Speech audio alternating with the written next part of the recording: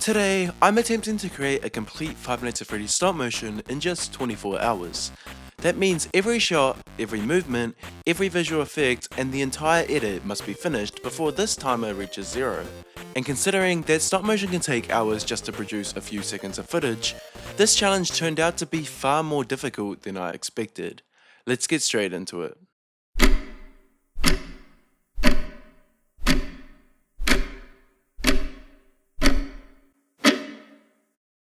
For this challenge, I decided to make an original story animation, something I haven't done in a very long time. The whole concept for this animation is simple.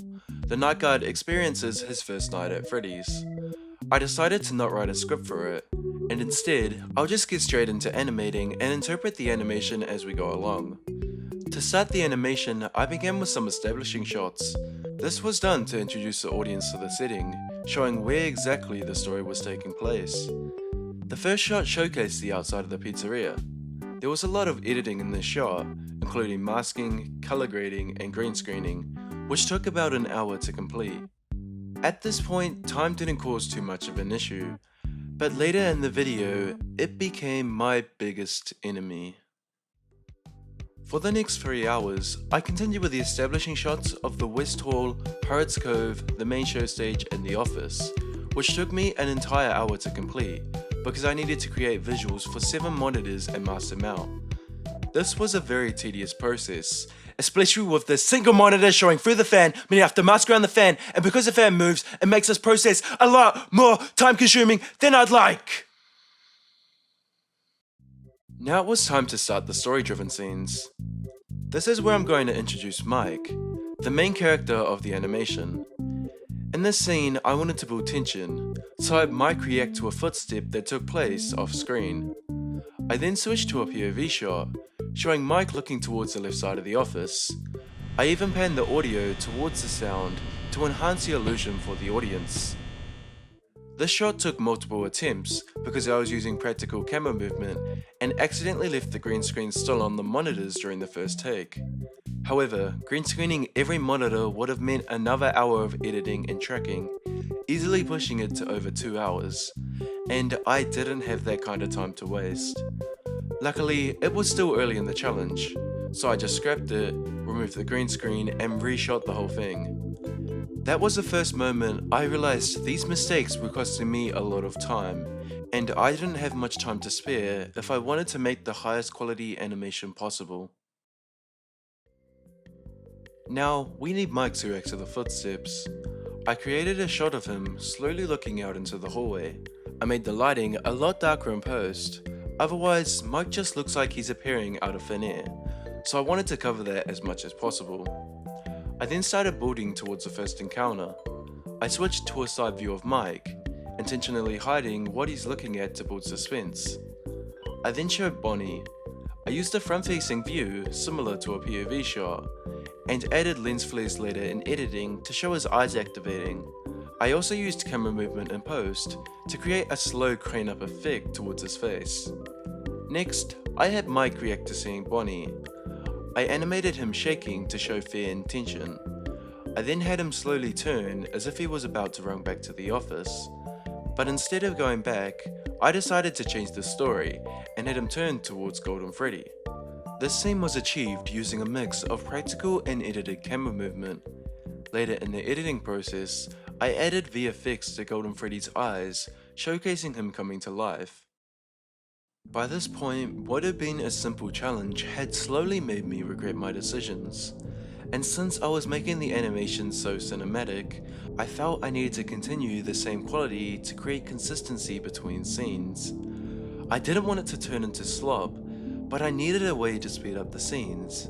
So I thought Mike running away from the office was the most efficient option. I noticed the lighting was much simpler, so the shots were taking less time, which meant I could animate more and save a lot of time. I then added a POV shot, showing the hallway suddenly empty again, having a clean walkway for Mike to just run on through to the dining area. By the time I finished this section, it was already around 2 AM. I was exhausted and my energy was dropping fast, so I ended up going to bed for the night. About 4 hours later, I woke up. I only had around 6 hours left in the challenge, and I was nowhere near finished. Getting back into animation was difficult. My energy was low, and at this point, I could really feel the lack of sleep starting to hit me. After setting everything back up, I started with a shot of Mike walking through the West Hall towards a dining area. To save time, I also avoided animating leg movement, since the shot was framed as a mid-shot, meaning only Mike's torso was actually visible in the camera. Next, I had him stop at the end of the hallway, and showed Mike, who continued to show fear from the previous events. I had him look towards the main stage where Freddy was positioned. Then I created a POV shot of Freddy under the flashlight. This was heavily edited in post, with camera movement to make it feel more alive than just a single still image. After that, I shot a scene of Mike's reaction to a kitchen noise, referencing the FNAF 1 audio cue. I also included a Pirate's Cove sequence in which the curtain shook slightly. This was done frame by frame by manually adjusting it. This was extremely hard, as even the slightest change in movement can show up in the camera's lens and cause a more intense shake.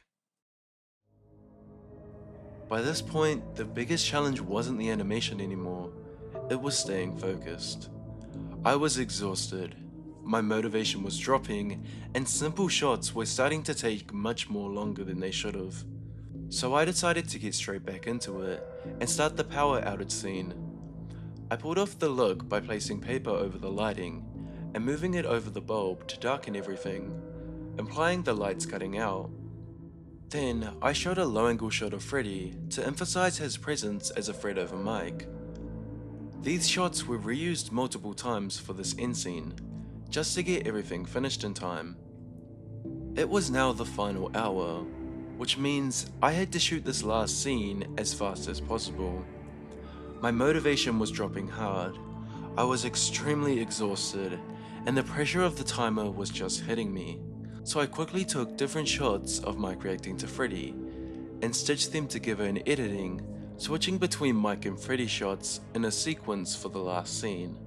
And after 24 hours of continuous work, I finally present my Five Nights at Freddy's stop motion the first night.